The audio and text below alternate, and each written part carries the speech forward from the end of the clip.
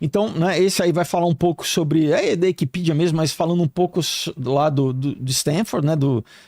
E como foi fundado, né? A ligação toda com a Apple, com toda a tecnologia, tá? Para quem quiser se interessar aí de ver. Por exemplo, televisão a cor, LCD foi criado lá, o modem, o mouse. Cara, todas grandes tecnologias disruptivas assim que a gente convive, foram criadas lá. O Siri foi criada lá, entendeu? Né? Um monte de tecnologia. Pode ir pro próximo. Eu tô acelerando um pouco porque para dar tempo, né, de falar. Então, olha só, por exemplo, The Farm é o apelido da Universidade de Stanford, tá? Então, eugenia lá no The Farm, tá? Então, esse foi o primeiro presidente da universidade, né? O Leland Stanford era o patrono, né? O cara que tinha o dinheiro, que investiu. Então, esse foi o primeiro presidente e o cara era um eugenista declarado, né? O David Starr Jordan. Pode descer um pouco, é só para mostrar para vocês como tá ligado com a questão do pensamento da eugenia, né? Para quem não sabe, a eugenia é nessa ciência de limpeza étnica, limpeza racial, né? Tentar criar uma raça superior. Exato, né? Então, olha aí, desde a sua fundação, Stanford tem sido o lar de muitos pesquisadores eugenistas importantes, né? Inclusive os pais do Vale do Silício, do dito Vale do Silício, que a gente vai chegar lá, tá? Pode passar para o próximo. Olha aí, o Fred Terman, que era filho do Lewis Terman, que é o cara que criou o teste do QI. O teste de inteligência do QI foi criado por esse cara que era o primeiro diretor da cadeira de psicologia de Stanford e era um eugenista, tá? E o Fred, o filho dele, já aí mais pra frente, nos anos 50, é aquele professor que eu te falei que falou pro Hewlett Packard, pros caras criarem a primeira empresa, né? Então, tá vendo? Ele é o dito pai do Vale do Silício porque ele seria o diretor também da Hewlett Packard, né? Ele é olha aí, né? Figura-chave do... Eu tô dando... Não vai dar para ler tudo, mas assim, pelo menos pro pessoal, quem quiser ter informação, se você quiser deixar os links, enfim, o pessoal pode pesquisar por si só, né? Vamos deixar um comentário fixado com os links. Pode passar para a próxima. Tá. Então, assim, por que eu acho que é importante a gente conhecer a biografia das pessoas? Porque muitas vezes você não sabe o que a pessoa pensa, né? O que ela acredita. Você vê o resultado da pesquisa, você vê, né? Você fala, universidade, Vale do Silício e tal, mas o que os caras acreditam, né? Sabe, qual que é a história desses caras? Por isso que eu acho importante a gente conhecer. Já dá pra ir pra próxima? Então, olha só, né? Aí fala, né, fala sobre a história da eugenia, né? Nesse site lá na Universidade de Stanford. Então, esse é o Lewis Stanford que eu falei, o pai do Fred, que é o primeiro, né? Vamos dizer, chefe da cadeira de psicologia, e o cara era eugenista, tá? Abertamente. E ele é o criador do teste de QI. Tá? Ele que criou o teste de QI. Então, qualquer pessoa que faz um teste de QI na escola, na faculdade, num emprego, o cara é o criador, é esse. Mas qual que era o objetivo? O objetivo dele era eugenista. Ah, é? Era pra separar quem é da raça superior e quem não é, entendeu? Né? Pode passar para o próximo link. Esse cara, o William Shockley, aí já é um aluno do Fred Terman, que é o filho do Lewis, que a gente mostrou agora. Ele é o cara que criou o transistor, é o criador do transistor, tá? E ele é um dos criadores do Vale do Silício, né? Então, tá vendo? Acho que vai falar um pouco, pode baixar um pouquinho. Bom, mas ele ganhador de prêmio Nobel e tal, e ele é um dos pais do Vale do Silício junto com o Fred. Então, assim, só para falar que... E ele lá nos Estados Unidos, o cara é odiado, porque, né, se você conseguir voltar no Wikipedia do Stanford, tem a foto dele e fala da questão dele ser um eugenista conhecido, né? Enfim, então agora vou começar a entrar nos livros aqui, né? Então o primeiro que eu trouxe é do Arthur Koestler aqui, que foi um pesquisador, né, lá na Universidade de Stanford também, nos anos 60. Tá, já? Então, olha só, só para mostrar um pouco do que os caras pensam, né? De qual que é a mentalidade deles, assim. Esse livro aqui é de 67, ele diz assim, aplicado numa escala global, né? E isso deve ser feito para impedir uma catástrofe, para prevenir uma catástrofe, deve ser promovido o controle populacional, né? Porque a nossa espécie se tornou uma aberração biológica, né? E que se não tiver os seus instintos controlados, né? Ele vai explodir vamos dizer, o seu raio, né, o rate of breeding, né, seu raio de procriação, tá? Então, o cara... Eu peguei alguns para falar que são vários, né? Esse aqui é um outro, o uso humano dos seres humanos, né? Do Norbert Wiener, que é o criador da cibernética. A gente vai falar um pouco da cibernética, porque cibernética vai ser a metodologia de controle da sociedade para eugenia, tá? Então, o que ele fala aqui, né, é o seguinte, esse livro aqui é de 1950. Ele fala assim, Malthus, né, citando o Thomas Malthus, né, da onde vem o malthusianismo, que virou eugenia, fala assim, por exemplo, ele vê a cultura da sua época mergulhar no problema do crescimento populacional incontrolado, que acaba engolindo os ganhos feitos pela humanidade. E a linha intelectual descende de Malthus diretamente para Darwin, e isso é claro. Então, ele fala que, né, se você, segundo a teoria do Darwin, para melhorar a raça, você tem que promover a eugenia, né? Outra parte, ele fala que, num sentido muito real, né, nós somos passageiros de um navio que está afundando, que é o nosso planeta, né? Então, a visão dos caras era sempre essa. Você tem um apocalipse populacional que está iminente e a gente tem que reduzir a população. Esse livro também é a Sociedade Tecnológica do Jacques Ellul, de 64, e ele diz o seguinte, só tô trazendo para o pessoal o que essa galera pensa a respeito, né, do problema populacional, né? Então, ele fala assim, na sociedade, no ano 2000, né, ele está fazendo prognósticos, né? Viagens à Lua serão comuns, né? Nós habitaremos em satélites artificiais, toda a comida será completamente sintética. A população mundial irá ter quadruplicado, mas ela terá sido estabilizada, né? Doenças, também a fome, isso será eliminado e haverá uma inspeção higiênica universal e controlada. O problema da energia será resolvido e sérios cientistas irão realizar essas utopias, vamos dizer assim, né? Todo conhecimento será acumulado em bancos eletrônicos e transmitido diretamente ao sistema nervoso humano através de mensagens eletrônicas. Não haverá mais a necessidade de aprender, porque toda a informação será, né, eletrônica. E aqui que entra na questão, no campo da genética, a reprodução natural será proibida. Uma população estável será necessária e a inseminação artificial será o meio de chegar a isso, né? E esse método será universalmente aplicado, né? Então, né, acho que está dando para ver. Então, esse livro aqui é da CIBA, tá? O Homem e Seu Futuro, de 63, é lá da indústria farmacêutica, e eles convidaram o Julian Huxley, que era um eugenista famoso inglês, era da Sociedade Fabiana, era irmão do Aldous Huxley, e diretor da Unesco. Quando a Unesco foi fundada junto com a ONU, ele é o primeiro diretor. Inclusive, eu trouxe um manifesto aqui onde ele defende a eugenia no manifesto da Unesco. Caramba. Tá? E eu vou ler para vocês aqui. E aqui ele fala o seguinte, página 20. Desculpa, eu estou tentando falar rápido aqui.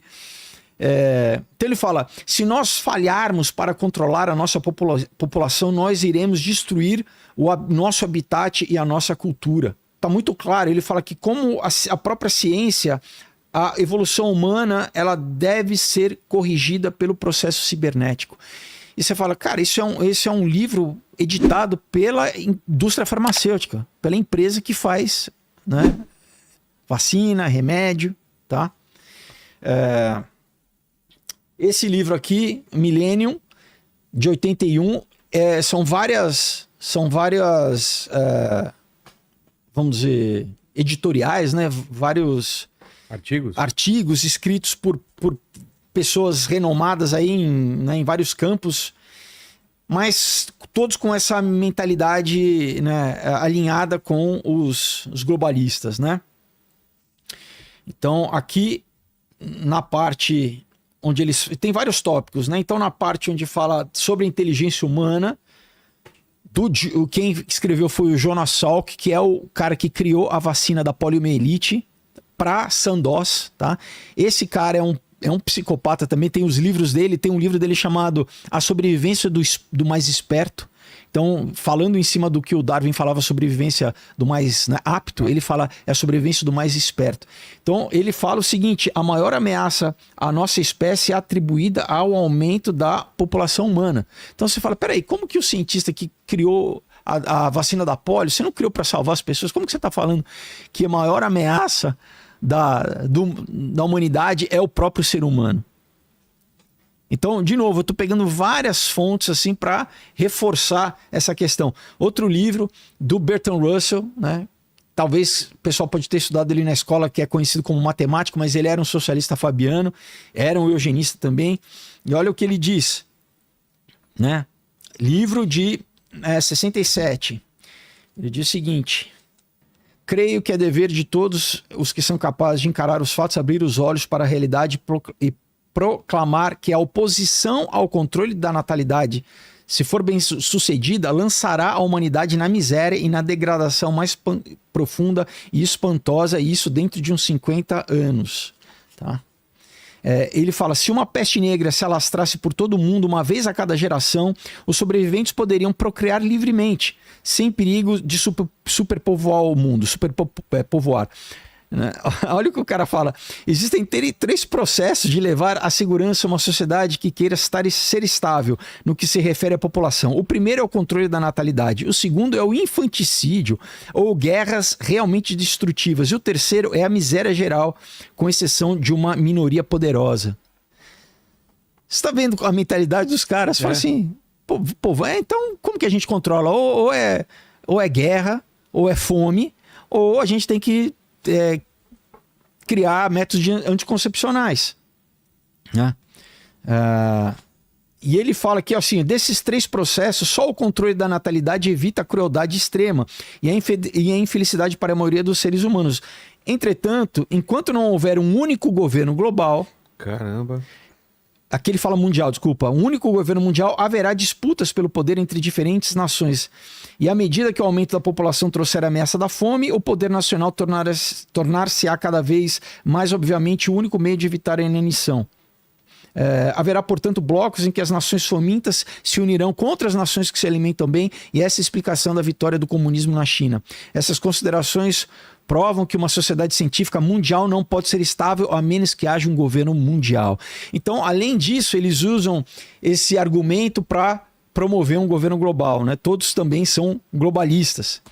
E aí chegamos no livro de lançamento do Clube de Roma, chamado Limites do Crescimento, Clube de Roma, que é o precursor do Fórum Econômico Mundial, tá? Eles, o Aurélio Petti, que é um dos fundadores, junto com o Bill DeBerry, com o David Rockefeller, eles que fundaram o Fórum Econômico Mundial.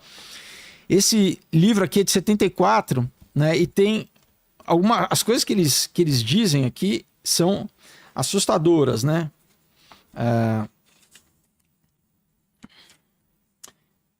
Então ele fala assim, ó, a solução tecnológica para o problema, né, da superpopulação é melhores métodos de controle de natalidade. Só há 2 formas de restaurar, né, esse desequilíbrio.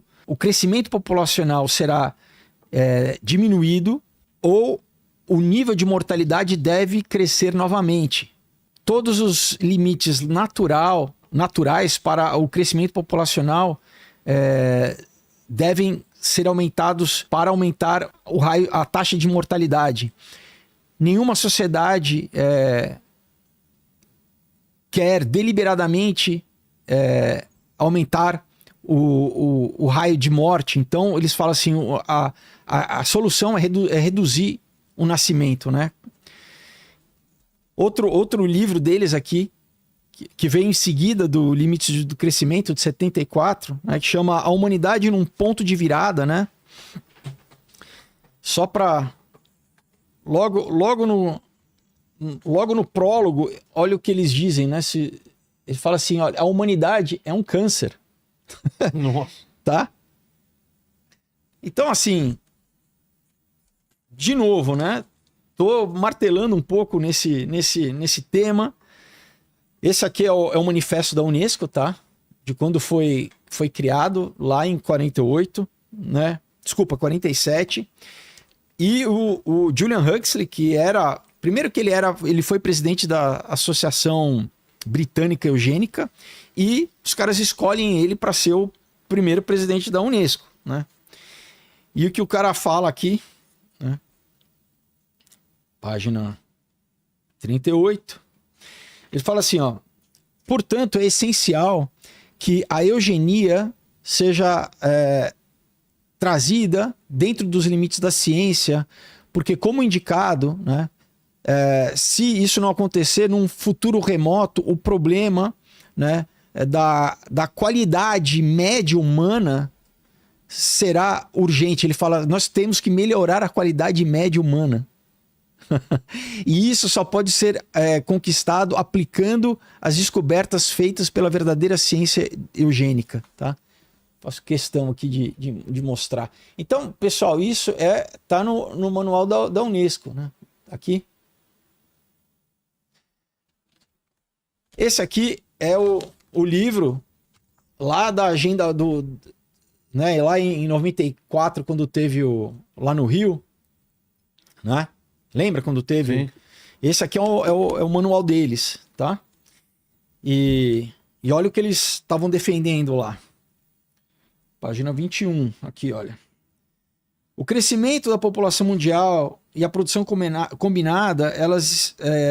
combinada com o padrão de consumo insustentável, colocam um estresse severo, né, nas capacidades de suportar a vida no nosso planeta. Esse processo interativo afeta o uso da terra, da água, do ar, da energia e outros recursos. O crescimento rápido das cidades, a não ser que forem bem manejados, encontram, né, um grande problema de meio ambiente. Então, tanto o aumento do número das cidades e o seu tamanho chamam uma grande atenção na questão dos governos globais e do gerenciamento municipal. O tamanho da humanidade, as dimensões humanas são elementos chaves para considerar esse intrincado conjunto de relacionamentos que devem ser adequadamente considerados e tratados com políticas, né, para um desenvolvimento sustentável. Enfim, então, basicamente, tá falando a mesma coisa, né? Eles estão falando assim, a gente tem que controlar a população, porque é esse mito de que, assim, quando a gente está vendo, é o contrário, que a maioria dos países industrializados estão, o Japão falando que até 2050 acaba, né? Os Estados Unidos está com problema de depopulação, a Coreia com problema de depopulação, e a maioria dos países, tirando os países africanos, os países europeus estão todos com problemas Então, é uma falácia dizer que a gente está passando por uma crise de superpopulação quando é o contrário, né? Mas é porque, na visão deles, não é a população em si, mas a qualidade da população. Tá.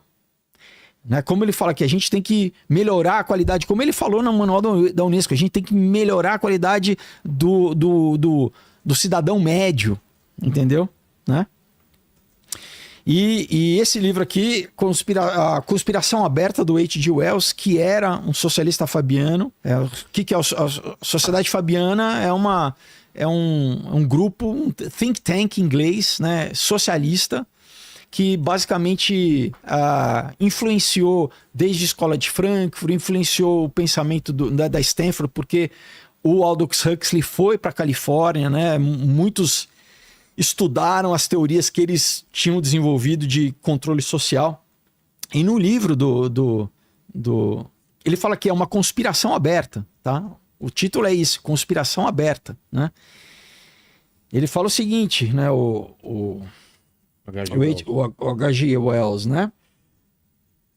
Ele fala, essa é a minha religião. A gente começa a entrar na questão que para os caras é uma crença. Ele fala, essa é a minha religião. Se é verdade que o homem, como o animal, né, qualquer outro animal, é uma criatura que luta para se sustentar, né? Mas, diferentemente dos animais, o homem pode recorrer a métodos que escapam da pressão competitiva na qual ele garante a sua subsistência. Então tá falando assim, nós não temos predadores, né? O homem, então, não tem uma pressão ecológica para... Tá? Então, só ele pode restringir o seu aumento, né? o seu crescimento populacional. Né? Ele fala aqui, então isso requer um controle deliberado, coletivo da população, e essa é a primeira condição segundo eles, né, para uma sociedade estável. Acho que deu para ficar clara a questão, né, da eugenia. Eugenia, controle populacional. Eugenia, controle populacional. Como que eles fazem a eugenia, né? Eles precisam de mecanismos científicos e tecnológicos para conseguir controlar a população. E aí que entra o tal da cibernética. Tá? O que é a cibernética? A cibernética é esse estudo de controle social. A palavra cibernética vem do grego para timão, né? Para leme. Então, basicamente, a ideia de que uma peça pequena controla um navio gigante. Então, assim, a gente vai criar essa teoria de controle social que a gente vai conseguir controlar toda a sociedade. E, então, aqui mudando a imagem dos homens, ele já começa a falar bastante sobre cibernética. Então, assim, né, o braço, né, da escola que promove esse condicionamento operante, né, que foi originado pelo B.F. Skinner, que é um sociólogo, né, ele fala a respeito do uso de educação, psicoterapia, né? E até prisões para alterar todo o comportamento, o padrão de comportamento dos indivíduos. Um método diferente, né? Também é entendido como o controle do comportamento através da implementação de eletrodos remotamente controlados no cérebro. Tá? Então, isso é cibernética. Isso que a gente está vendo do Neuralink, do Elon Musk, de outras empresas que estão desenvolvendo, os caras já estavam estudando isso nos anos 50, 60, Caramba. De como controlar o indivíduo através de equipamento. E é basicamente transformar num carrinho de controle remoto, né? Então, olha, a teoria sugerindo que o processo químico do cérebro, né, de síntese proteica, envolve o aprendizado e a memória, eles têm levantado a possibilidade de quimicamente melhorar essas funções no humano através de um ainda controverso, mas definitivamente conclusivo estudo que emerge, né? Então, ele fala de um cientista aqui, o Kenneth Clark, presidente da Associação Americana de Psicologia, em 1971, diz assim, ele propõe o desenvolvimento de psicotecnologias baseadas em química para controlar as tendências dos líderes nacionais e também desenvolver uma civilização psicocivilizada através de estimulação elétrica do cérebro. Portanto, tais áreas do cérebro, né, da pesquisa moderna do cérebro claramente levantam questões morais profundas que, se não forem resolvidas, irão levar a nossa civilização em direção a um admirável mundo novo, citando o livro do Aldous Huxley, e a 1984. Essa questão tem sido levantada se o controle do cérebro pode ser feito através de estimulação elétrica, se é essencialmente diferente de colocar o indivíduo em uma prisão, onde as barras da prisão, ao invés de eletrodos no cérebro, são que estarão conectados no computador, né?